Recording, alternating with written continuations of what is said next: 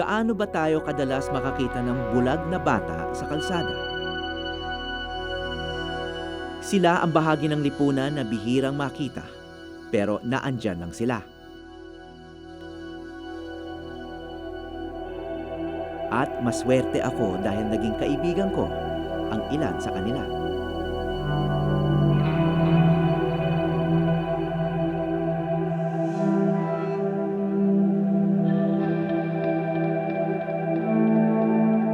Nakatingin sa iyong mata. Si Aliyah Maclit ang kauna-unahang blind child na nakilala ko. Nagsama. Nakatabi ko siya minsan sa isang sasakyan biyaheng Laguna. Halika, Mr. Javi, tutulungan kita. 5 taong gulang pa lang si Aliyah noon. Kaya naman marami pang agam-agam ang kanyang ina na si Fina sa kung ano ang mangyayari sa bata sa kanyang paglaki. Tinawag ako ulit. Nagko-computer ka na pala? Hindi ko matanggap, iyak na iyak. Gusto ko na mamatay. Sabi ko, ano ba naman to? Bakit ako? Sabi ko, bakit yung anak ko? Sabi ko, gano'n. Marami naman diyang, sabi ko, bet ako, wala naman akong ginagawang kasalanan. Eh, sabi nung panganay ko, siya yung siya yung nagbibigay ng lakas sa akin, yung panganay ko. Sabi niya, hayaan mo, ma. Ano yan, give yan ni Lord, wag ka nang umiyak. Kapin gano'n. Nito lang nakaraang Disyembre, namatay na si Fina na naging guro at gabay ni Aliyah.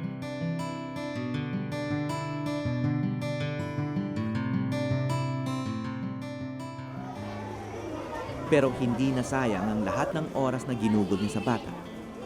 Ayokong mamamatay si mama na walang mangyayari kay Aliyah. Gusto ko, kahit wala na si mama, andyan pa rin si Aliyah, mag-a-achieve sa makakatulong pa rin po sa para magbigay daan sa ibang bata na gusto rin mag-aaral. 4 na taon mula noong una kong siya makilala, si Aliyah ay 9 na taong gulang na at nasa grade 2.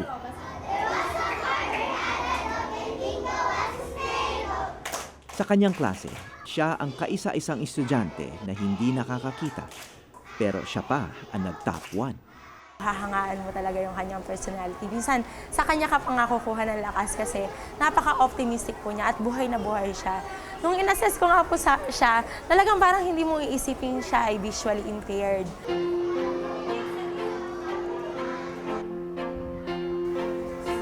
Hello! Kids, we have a special visitor today. Let us greet Mr. Howie Severino. Good afternoon, Mr. Severino.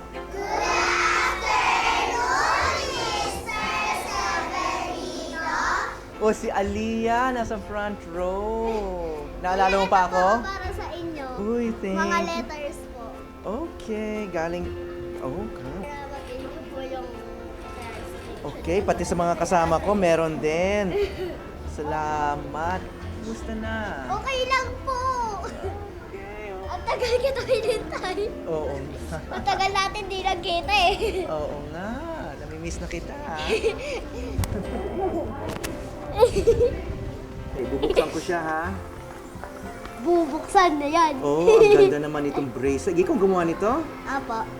Naalala mo pa yung una tayong nagkita? Opo. Una tayong Opo. Opo. nagtagpo? Opo. O, anong naalala mo nung una tayong nagtagpo? Yung kinantahan ka po kayo.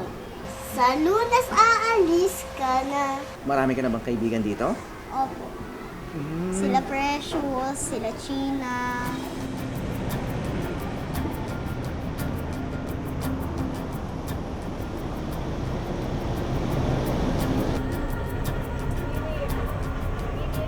Good morning!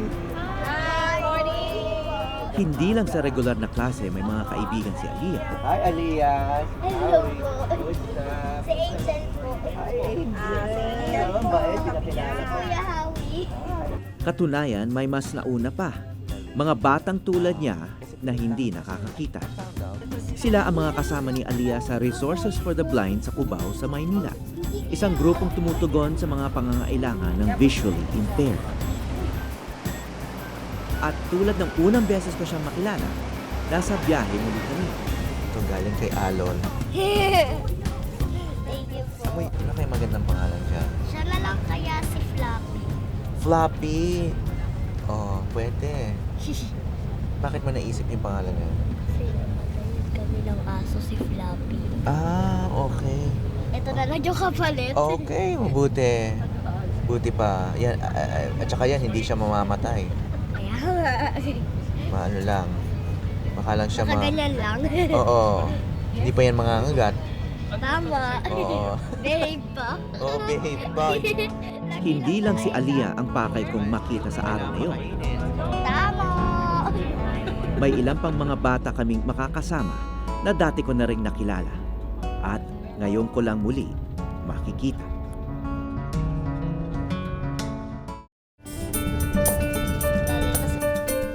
Sa biyahe namin papuntang Tagaytay, may mga sinundo pa kami mga bata na dati ko nang kakilala.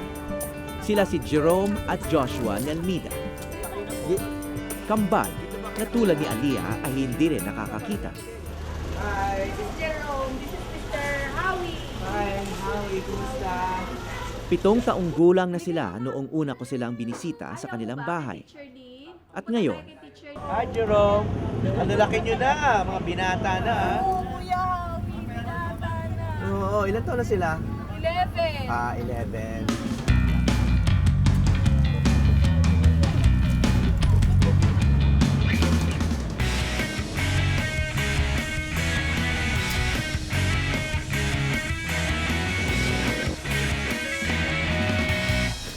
okay, tulungan kita ha. Okay, step down. May malalim na step. Saan yung jacket niya? Sama-sama kami sa proyekto para sa mga batang tulad nila. Lumilipat.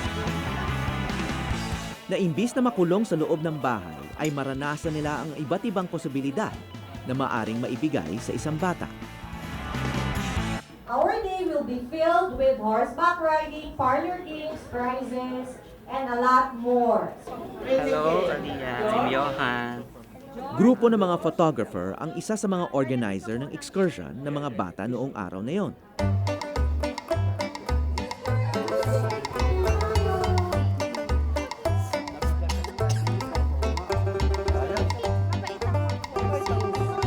Yan. Diba? Ganon.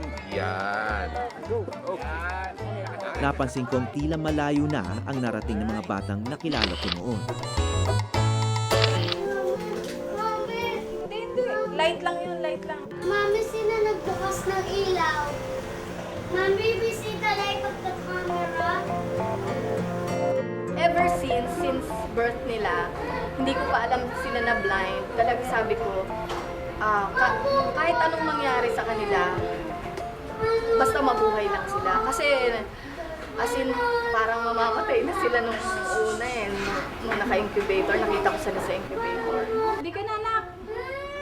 Ayaw mo ba kay Teacher Lee? Pupunta tayo kay Teacher Lee. Si Joshua na nooy mahiyain at matatakutin. Yeah, that's it. Very good. Ngayon ay tila wala ng takot. Ano yung kinatatakot mo dati? Yung sa mga bagay po, dati yung fireworks, takot na takot po ako dun eh. Ngayon, Hindi na po. bakit nangyari? Kasi po, nung sabi po kasi ni Jesus, wag ka daw matatakot. Hindi na po ako natakot dun sa mga nangyari po dati.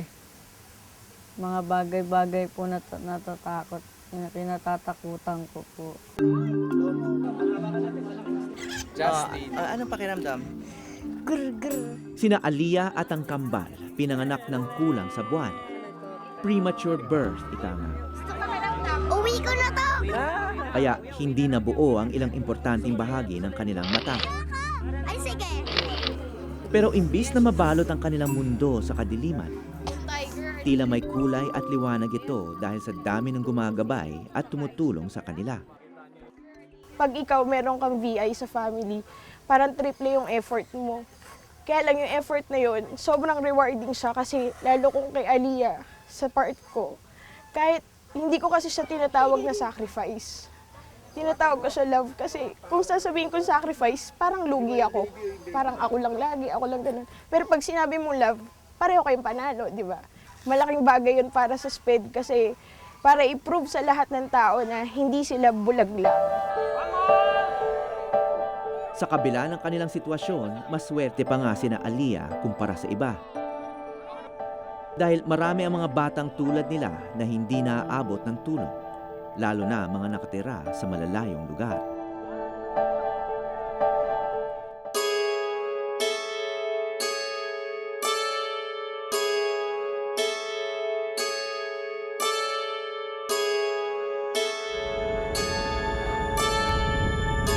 Sa San Nicolas, Pangasinan, 6 na oras mula sa Maynila.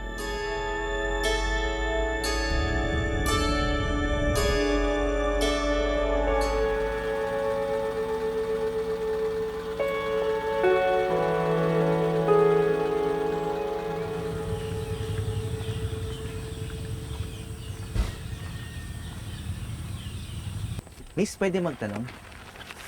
Kilala niyo ba si Jessica? Yung bulag na bata? Ay, po, doon. Malayo pa? O, daan po kayo dito. Dito kami dadaan? Sa Palayan? Fontanilla po, apelido. Pero hindi siya nag-aaral doon. Ano na? May mga kapatid siya dyan sa nag-aaral dito, pero siya lang hindi nag-aaral. Hindi siya nag-aaral, bakit daw? Hindi ko mahala. Doon, basta diretso na lang po doon, may bahay naman po doon eh, doon yung bahay nila.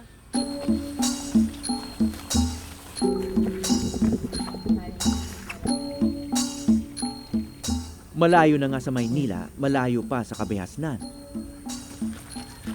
Dahil sa gitna pala ng malawak na palayan, nakatira si Jessica.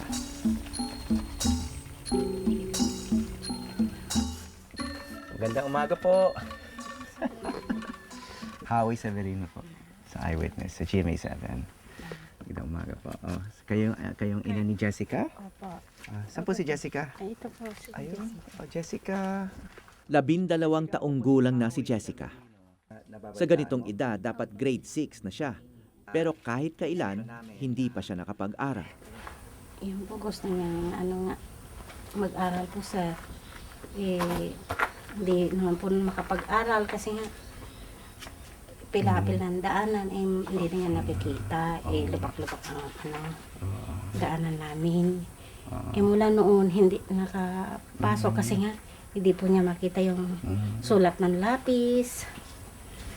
Hindi po niya nababasa yung mga letra. Yun po, sir. Ikaw, Jessica, gusto mo na mag-aral? Opo, sir. Pangatlo, sa 4 na magkakapatid, tila magkakamuka sina Jessica at ang kanyang mga ate. Puwera na lang sa kanilang mga mata. Pag pumapasok na yung mga kapatid mo, anong ginagawa mo? Naglalaba lang. At saka naghugas ng plato, nagwawalis na. Ayun lang po. Saka tinutulungan ko po si nanay ko maglaba.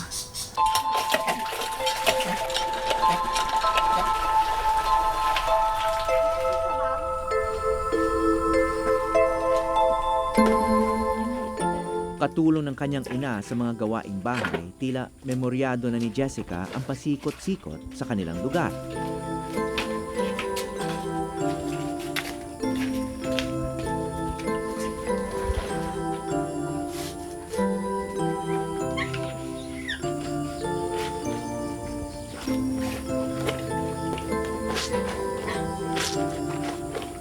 Ngunit hanggang dito lang ang naaabot ng kanyang mundo.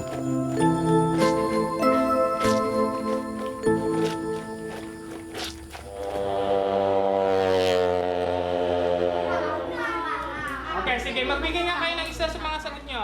Siya si Delmar Lucas, guro ng San Roque Applied Nutrition Pilot School sa Pangasinan. Ang tanging eskwelahan sa kanilang distrito na may klase para sa special education. Kulang pa to. 5 na? Siya lang rin ang guro sa kanilang lugar na kasalukuyang nagtitraining para maturuan ang mga batang visually impaired.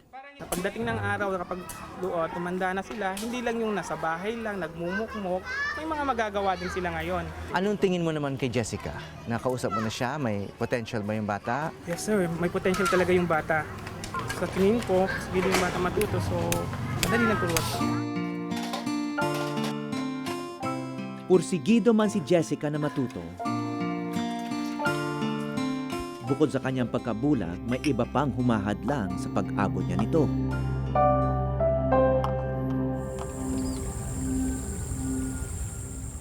Tulad na lang ng mahigit 2 kilometrong pilapil.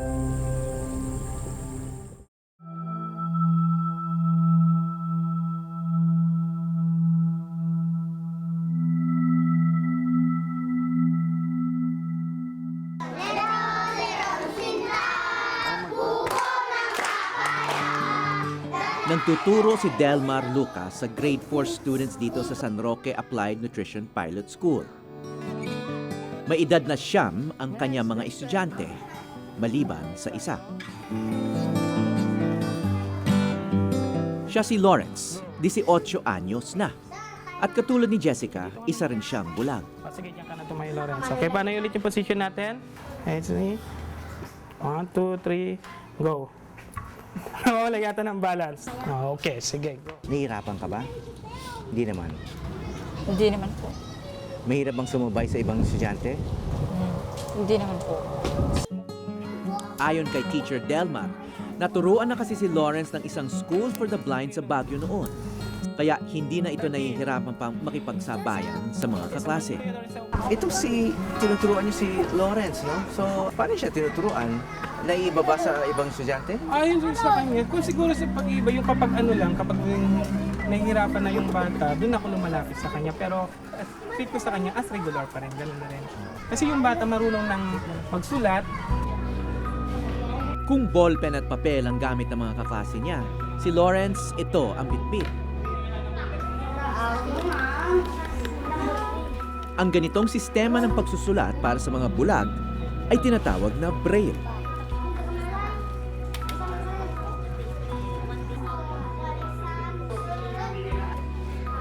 Ha? Ilan na yan? Tama na? Ha? I-check natin mamaya, ha? Nakakasabay naman siya. Actually, sa klase ko, siya yung nakakaangas sa kanila. Nagugulat nga yung mga klase niya regular kasi kapag dating na sa exams, siya yung palaging highest. Sa klase ni Teacher JC naman, aktibo rin sa recitation si Lawrence. Ano kaya ang hanap buhay? Pagsasaka, pagmimina, pangingisda, pagtutroso, at paglalana. Salatman sa paningin, sa katalinuhan na lang bumabawi si Lawrence. Anong ambisyon mo? May pangarap ka ba? Gusto kong mag-computer engineering. Gusto mo mag-computer engineering? Opo. Bakit? Ano bang naintindihan mo sa computer engineering? Para saan yun? Para sa mga hindi nakakita po. Ilang taon ka ba nung nabulag ka? 10. 10 taon. Bago ka nag-10 taon, nung nakakita ka pa, hindi ka nag-aaral. Hindi po. Ayaw ka nilang paaralin ng mga magulang mo. Makatuksoid daw po ako doon. Hindi, pero hindi ka pa bulag noon, di ba? Hindi, ito lang po yung nakakita. Ayon kay Lawrence, hindi raw siya agad pinatingin sa doktor ng mga magulang niya, kaya hindi na agapan ng kanyang pagkabulag. At ang kanyang ina, tila pinupunan ang naging pagkukulang sa anak. Hatid sundo si Lawrence ni Nanay Dionisia araw-araw. Dati po dito, katulad nilang ganyan kalaki noon, nagbabike pa rito, pupunta pa diyan sa mga kalsada namin, gano'n po.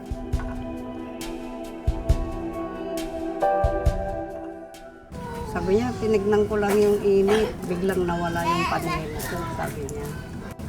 Pinatingin ko po sa doktor. Sabi nila sa mata niya, ay wala nang pag-asa. Sabi nila.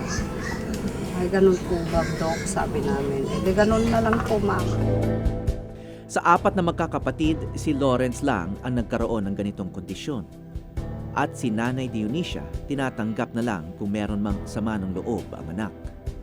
Parang sinisisi niya kami sa kalagayan niya. Kayo kasi, sabi niya, kung saan-saan kayo naglilihi, sabi niya. Ang pagtugtog ng gitara at organ ay abilidad na natutuhan ni Lawrence sa Northern Luzon Association for the Blind sa Baguio. Tila musika na lamang ang kanyang naging kanlungan. May pagkakahuwig din sa kapalaran si Jessica. Ang kanyang mga magulang walang kaalam-alam sa naging kondisyon ni Jessica nung ito'y sanggol pa lamang. May reaction pa yung mata niya na yung paikot-ikot. Tapos yan kasi pinaglihi mo yan kasi sa ibon. Pero Sino nagsabi nun? yung mga kapitbahay namin dyan, So, hindi niya pinatingnan sa doktor? hindi po sir. Nung pinatingnan ko yung paa niya doon sa bayan, ayun, nalaman ko na may katarata na. Ay, sabi ng doktor, pwede pang gamutin sana o hindi? Pwede raw sir, kaso lang, yung 3 years old na siya noon eh. Dapat noong sanggol pa lang. Kaya si Jessica napirmi na sa bahay at tumutulong na lang sa ina. May nakikita ka ba? Opo sir. Ano nakikita mo? Anino? O ako, nakikita mo ako? Opo. Anong itsura ko?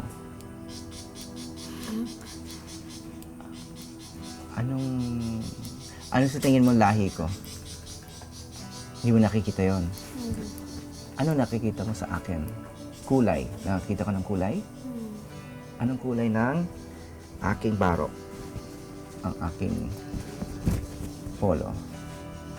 Hindi mo nakikita? Hindi. Okay. Naaaninag ko lang po konti. Sa narinig ko, naisip ko baka may pag-asa pa si Jessica. Kaya agad-agad namin siyang dinala sa isang ophthalmologist sa siyudad ng Urdaneta. Ito yung ophthalmologist sa Urdaneta. Siya yung pinakamalapit na ophthalmologist doon sa bayan ni na Jessica. Medyo malayo doon sa kanila pero kailangan pumunta rito kasi kailangan malaman kung anong pwede pang remedyo doon sa vision ni Jessica. Dahil parang ang sinabi daw sa kanya dati ay wala na raw pag-asa yung kanyang eyesight pero meron pa raw siyang naaninag. So, just to be sure, naisipan namin na makipag-appointment pa rin sa ophthalmologist para magkaroon ng second opinion man lang.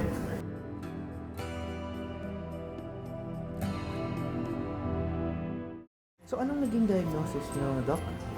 Meron si Jessica na tinatawag na congenital cataract. Ngayon, according to the mother, yung right eye niya na-operahan ng cataract surgery. So, sabi niya, hindi rin naman nag-improve. Congenital cataract. Isang karamdaman sa mata na nakukuha simula pagkapanganak at maaaring magamot kung agad na maagapan. Pag congenital cataract, ideally, as soon as possible, as soon as na-diagnose, tatanggalin yung cataract. Nung sanggol? Yes, opo. Tapos lalagyan na lang ng salamin muna. Hindi, kay doktora sabi naman niya na pag operahan na, wag na, salamin lang. Ang problema po yung salamin, hindi rin ho siya makakatulong para maging katulad natin ang paningin niya. Yan, dito, tapos yan. Sabi ng doktora, malamang permanente na yung kanyang kondisyon. Kaya ang kailangan gawin ngayon talaga ay maturuan lang si Jessica kung paano siya mag-a-adapt, paano siya mabubuhay sa isang sighted community para maka-function siya, para makabasa siya, para makapaghanap buhay siya.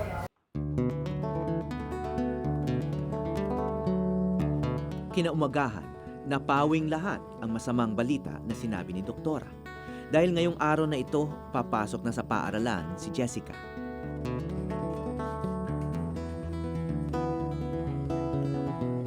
Anong baon niyo pati?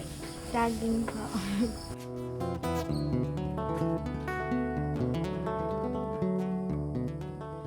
Bakit ka nakabota? Pilapil po kasi ma'am yung daan. Para hindi po ako mahulog sa pilapil. Magandang umaga, Jessica. Ready na. Jessica, anong pakiramdam mo ngayon na papasok ka na? Masaya po sir. Kasi hindi ka kinakabahan. Hindi po, sir. At si mama naman, anong pakiramdam niyo? Masaya po, sir. Dahil makakapasok na siya.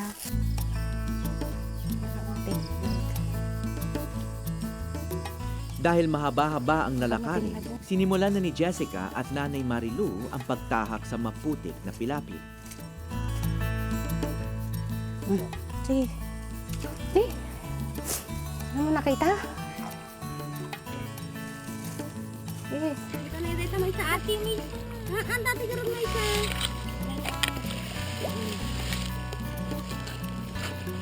Kayang-kaya, Jessica. Hindi lang mama mo. Ganyan, kaya nakakapa ng paa niya, oh. Ang daan. Pero ayaw niya pabitawan. Tatakot daw siya. Dito eh. Kung itutuloy ni Jessica ang pag-aaral, ang pilapil ang magsisilbing unang hamon araw-araw para sa kanya. Kaya ang simpleng lakad lang para sa iba, bunga ng lakas ng loob para kay Jessica. Abot! Abot! Abot! Abot! Ito na, lagtawang. Lagtawang. Ayan.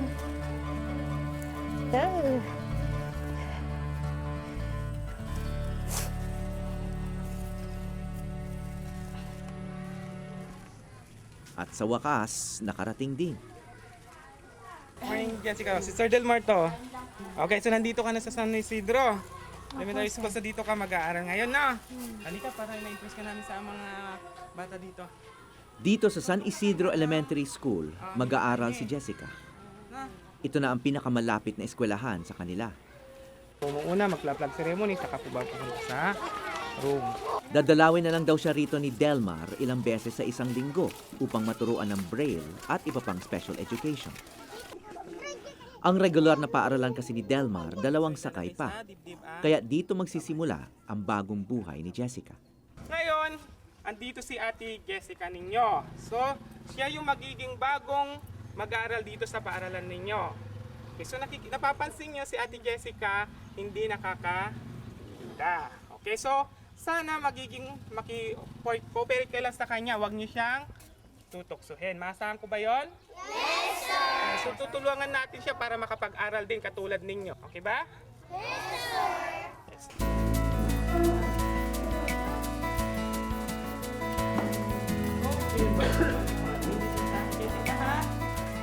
Sa grade 1 muna ipapasok si Jessica. Si Teacher Mila ang maggagabay sa kanya sa regular na klase. Hindi man niya nakikita ang mga nakasulat sa blackboard o maging ang kanyang guro at kaklase. Ito na ang simula ng pagtuklas ni Jessica sa mga bagong mundo.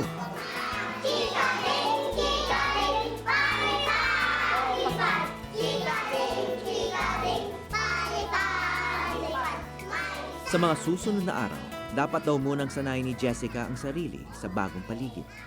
Puro listening muna siya, makikinig na lang muna siya. Tapos, para ma-familiar din dito sa school. So, familiar natin sa kanya lahat dito yung kung saan dito yung kung saan sila nagpa-plug ceremony, yung saan yung kwarto niya.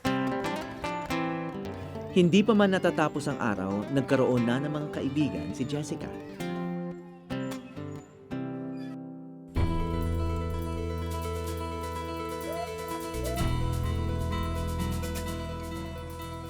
Bagamat wala na sa loob ng classroom, hindi pa tapos ang mga bagong leksyong matututunan ni Jessica noong araw na yun. Kasama ang isang mula sa Resources for the Blind, sinorpresa ni Teacher Delmar si Jessica. Ang Resources for the Blind, ikaw ay bibigyan ng isang starter kit or braille kit. Jessica, ito na yung bag mo. Ayan, sige, hawak mo. Tapos, sige, buksan mo yan. Marami siyang mga zipper. Naglalaman ng Braille at Abacus ang starter kit na ibinigay kay Jessica. Ito yung braille paper. Mga mahalagang instrumento sa pag-aaral na kakailanganin niya. Dalawa to ha. Tapos, ayan. Ito yung slate. Ito yung pinaka-guide mo para ikaw ay makapagsulat. Anong nararamdaman mo, Jessica? Masaya. Masayang masaya? Hindi naman dyan. Binigyan din si Jessica ng espesyal na tungkod o cane.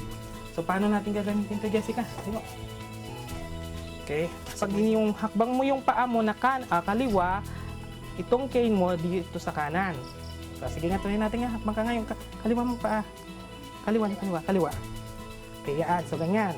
Pag yung kanan naman na paang hakbang, itong cane mo na sa kaliwa. Ganyan. Sige. Okay, ganyan. Sige, try mo. Yung kamay sa gitna. Ganito lang, di ba? Ito yung pinakamatang makaka-travel ka. Maliban sa pagiging bulag, may isa pa palang katangian si Jessica. Ayan ha, pag sinabi kong turn right, right ka ha. Oh, May bukas pa sa iyong buhay, tutulungan ka ng Diyos na may lalang. Madalas siyang umawi para sa pamilya at para sa sarili sa tahanan habang nag-aaral ang kanyang mga kapatid. Ngayon may pagkakataon na siya hindi lang mag-aral, kundi iparinig ang kanyang boses sa mundong lampas-lampas sa mga pilapit. Mula San Nicolas, Pangasinan, ako po si Howie Severino at ito ang Eyewitness. Ligaya at lumbay, maghintay at may nakalaan.